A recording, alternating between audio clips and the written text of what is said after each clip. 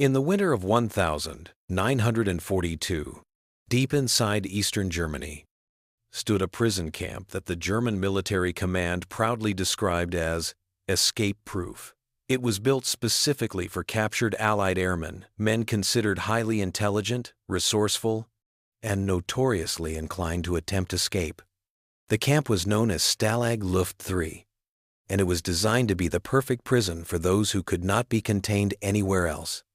Stalag Luft III was located in a pine forest near the town of Sagan in what was then German territory. The site had been chosen carefully. The sandy soil made tunneling nearly impossible. It collapsed easily and left bright traces on the surface, visible to any guard. The camp was enclosed by tall fences, double rows of barbed wire, and guard towers equipped with searchlights. Inside, the layout was methodical. Rows of barracks, roll calls every day, inspections of every item brought into the camp. Nothing entered or left without scrutiny. The camp was under the control of the Luftwaffe, the German Air Force. This was considered a mark of honor. The idea was that airmen would be treated by airmen with a measure of professional respect. It was true to some extent. Prisoners received parcels from the Red Cross, were allowed limited recreation, and even organized sports and theater performances. But beneath that surface of civility lay constant surveillance, rigid discipline, and the ever-present awareness that escape was punishable by death. The prisoners came from across the Allied forces: British, Canadian, Australian, Polish, Norwegian, and French officers. Each had his own story, but they shared one goal: freedom. Many were veterans of previous escape attempts from other camps. They saw captivity not as the end of service, but as a new battlefield. For them, to escape was a duty. The system at Stalag Luft III seemed flawless. Beneath the top layer of soil, at less than 3 meters, the sand became loose and unstable. Any tunnel dug would collapse. Sensitive microphones buried around the perimeter could detect digging. Routine inspections kept the guards alert. But it was these very difficulties that sparked one of the most ingenious underground operations of the Second World War. In Barrack 104, a small group of officers began to challenge the idea that escape was impossible. Their leader, a disciplined British officer known for his precision and calm, believed that individual attempts were futile. What was needed was organization, a systematic, coordinated effort. His goal was not just a single escape, but an entire escape factory, where every person, every tool, and every plan had a role. The first months were spent gathering intelligence. The prisoners observed guard rotations, timing of patrols, and weak points in the camp structure. They made sketches of the grounds, hid notes in books, and studied every building. They learned the properties of the soil, the level of groundwater, the construction of the barracks, and even the location of drainage pipes. The camp became a laboratory for escape. The prisoners studied the guards as carefully as the camp itself. Some guards were veterans and strict professionals, others young and careless. The prisoners memorized accents, routines, and temperaments, anything that could one day prove useful. Weakness could be found not only in walls and fences, but in human behavior. By spring 1943, the plan took shape. Instead of one tunnel, they would build 3 code-named Asterisk, Tom, Dick, and Harry. The logic was simple. If one was discovered, the others could continue. It was a strategy of redundancy and deception. For the first time, a camp escape was planned as a large-scale engineering operation, an underground enterprise run like a military unit. Each day, dozens of men worked in strict secrecy. Some dug, some carried sand, others built tools, forged documents, or sewed clothing for future escapees. Every resource was improvised. Spoons became shovels, bedboards became tunnel supports, and electrical wiring stolen from lights-powered underground lamps. Even the air in the tunnels was pumped by hand through makeshift bellows built from tin cans. Above ground, life appeared normal. There were games, inspections, and daily routines. German officers took pride in their model camp, believing its security unbeatable. They did not realize that directly beneath their feet, the prisoners had created a hidden world, a network of tunnels that stretched closer to freedom with every passing day. Stalag Luft III, built to prevent escape, was slowly turning into its opposite, a factory of escapes, run with military precision and creative brilliance. What began as defiance was becoming a complex operation that tested the limits of human ingenuity and willpower. Even surrounded by fences and guns, the prisoners had found a way to fight.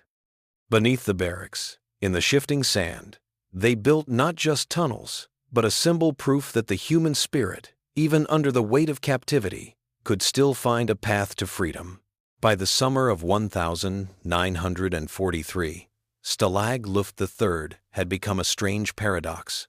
A prison where daily life above ground masked an entire secret operation below it. Beneath the barracks, dozens of Allied airmen worked in absolute secrecy, turning an ordinary POW camp into a place of quiet defiance. The plan to build 3 tunnels Tom, Dick, and Harry had taken on the scale of a military campaign. Every aspect was planned with precision: digging schedules, material supply, concealment, and communication. Each tunnel had a designated entrance hidden in a different barrack, each served by teams responsible for excavation, ventilation, lighting, and camouflage.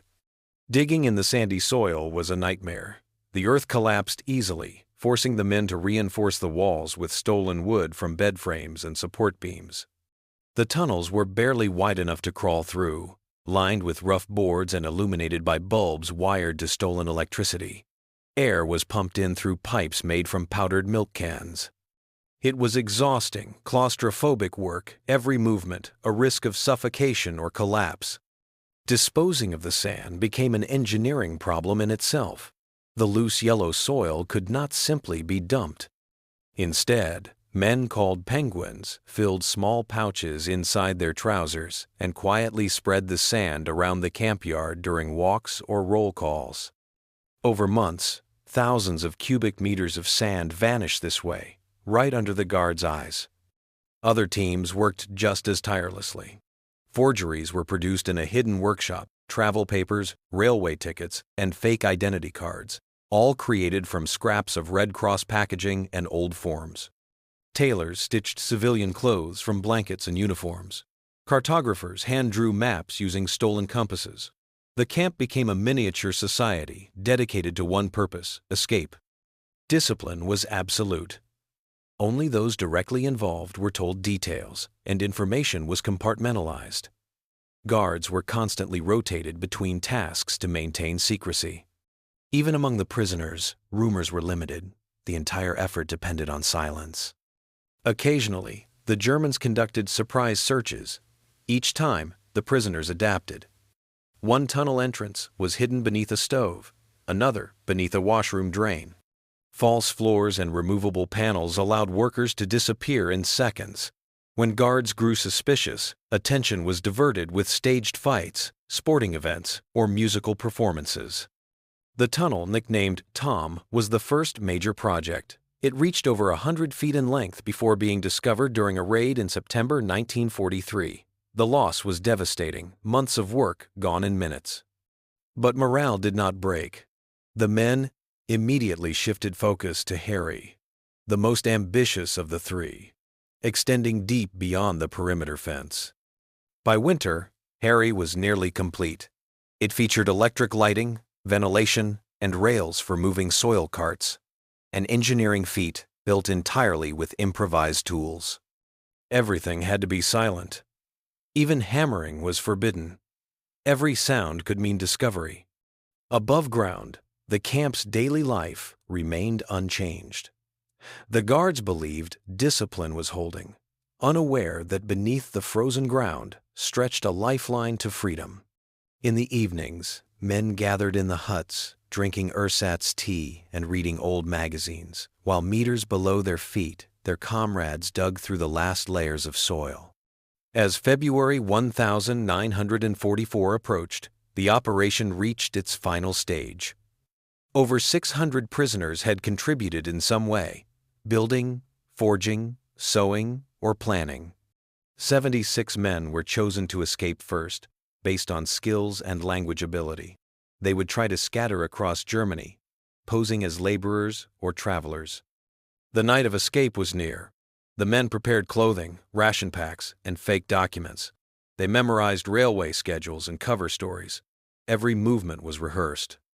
The camp slept in silence. But underground, the faint sounds of scraping and whispers echoed through the tunnel, the prelude to one of the boldest mass escapes in history.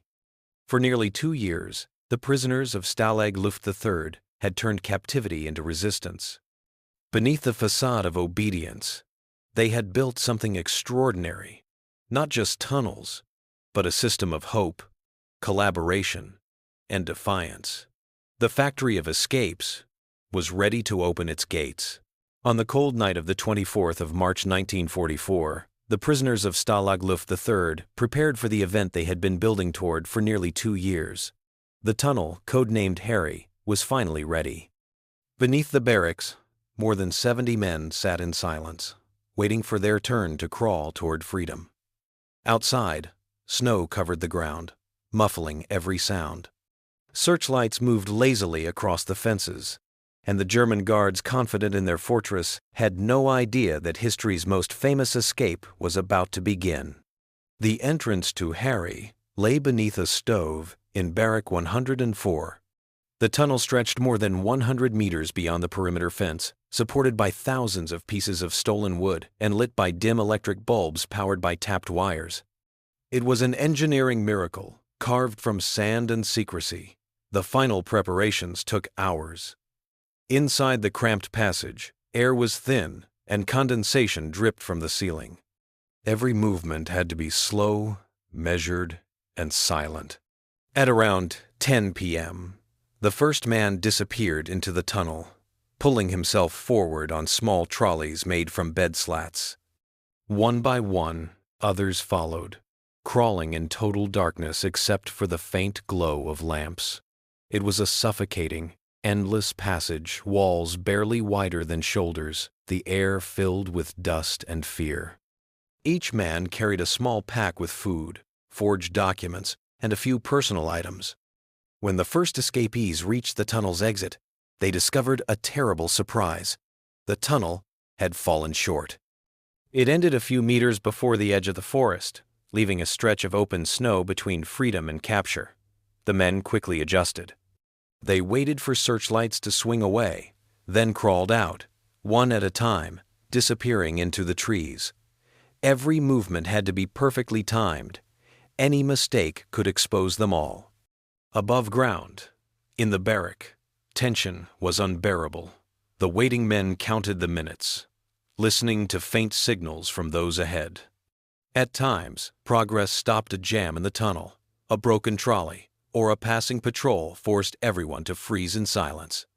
Inside the narrow shaft, men gasped for air, pressing their faces to the cold sand walls to breathe, yet no one turned back. By midnight, the escape had turned into a precise, disciplined operation. The signal system, a series of tugs on a rope, kept communication between the tunnel and the surface. Each man took about 10 minutes to crawl through. But delays grew. At one point, snow blocked the exit, and the line of men waiting underground began to stretch dangerously close to the entrance. They worked desperately to clear the blockage, terrified the guards might hear them. Outside, the forest swallowed the first escapees. They split into small groups, moving quietly through the snow, guided by maps memorized over months of preparation. Some headed for the railway, hoping to blend in as laborers. Others aimed for the border with Czechoslovakia or the Baltic ports. Their fates depended on luck, courage, and timing. Back in the camp, things began to unravel. At about 4 a.m., a guard noticed movement near the fence, a faint sound, perhaps just the wind. He switched on his flashlight and froze. A man was crawling out of the snow. The alarm was raised instantly. Searchlights flared, sirens wailed, and gunfire echoed through the night. The long-awaited Great Escape had been discovered. Panic rippled through the tunnel. Those still inside scrambled to retreat. Others froze in place, afraid the tunnel would collapse. In Barrack 104, prisoners quickly sealed the entrance, hiding any evidence of what had happened. But it was too late. The Germans were already flooding the camp with guards and dogs. By dawn, 76 men had made it out. They scattered across the countryside, vanishing into forests and villages. Within hours, the Gestapo and local police launched one of the largest manhunts in Europe. Trains were stopped, roads were blocked, and every border crossing was reinforced. Snow made it easy to follow footprints. Descriptions of escapees were distributed across the Reich. For a brief moment, the impossible had been achieved. The camp that was meant to hold men forever had been breached. In mess halls and watchtowers, German officers stared in disbelief. How could this have happened under their noses?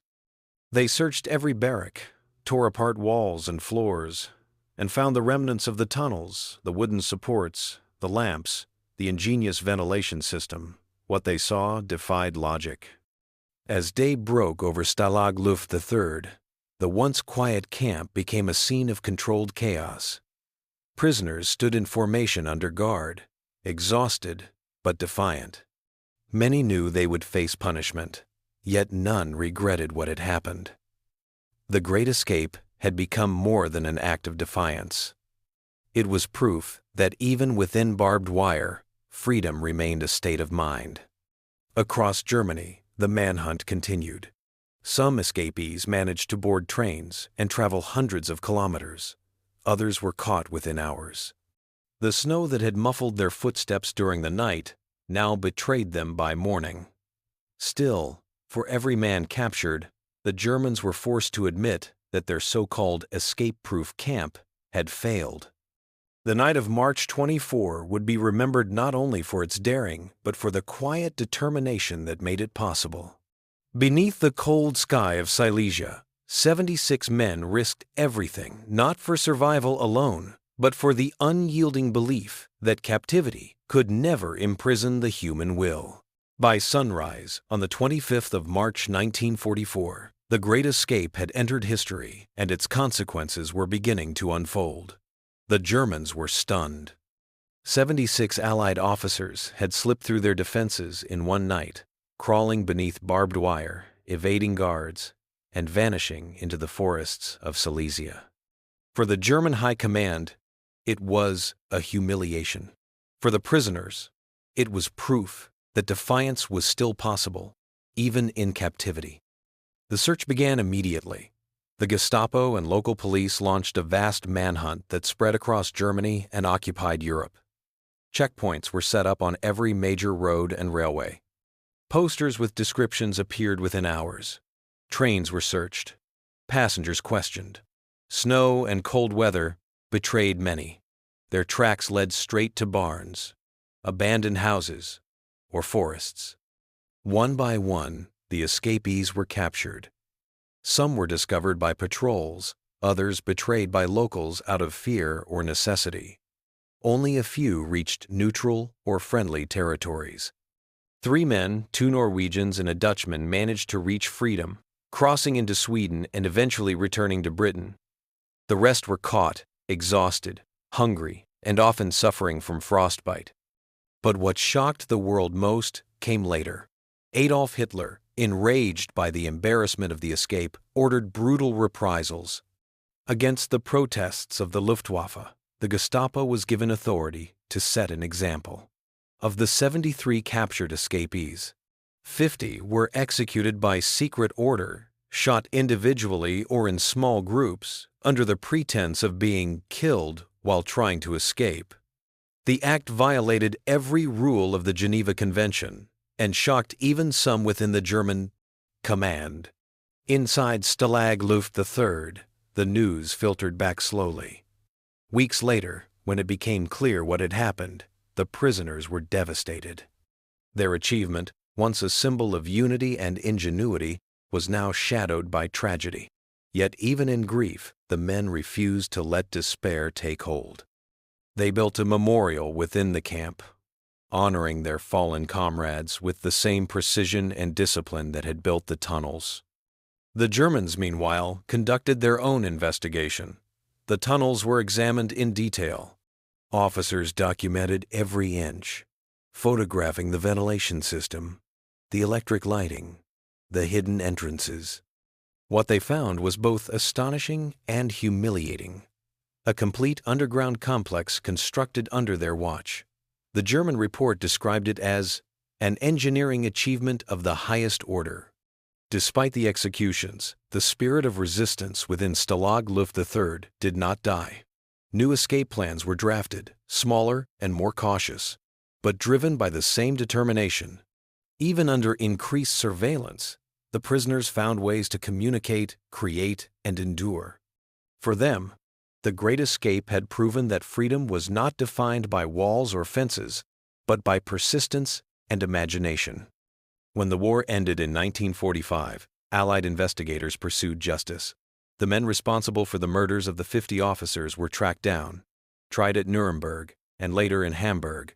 Many were sentenced to death or long imprisonment. The post-war trials established a precedent for accountability. Even in war crimes against those who could no longer fight were not to be forgotten. After liberation, Stalag Luft III was left abandoned. The barracks decayed, the forest reclaimed the land. Yet the memory of what had happened there endured. Survivors returned years later to visit the site, standing in silence where the tunnels once ran. A stone memorial was raised, bearing the names of the 50 who had died, surrounded by pine trees that still whispered in the wind. In the decades that followed, the Great Escape became a legend not for its success, but for its courage. It symbolized the ingenuity and unity of men who refused to surrender their will. Historians study the operation as an example of human endurance. Filmmakers retold it as a story of hope against impossible odds. But beyond the fame, the essence of the event remained unchanged.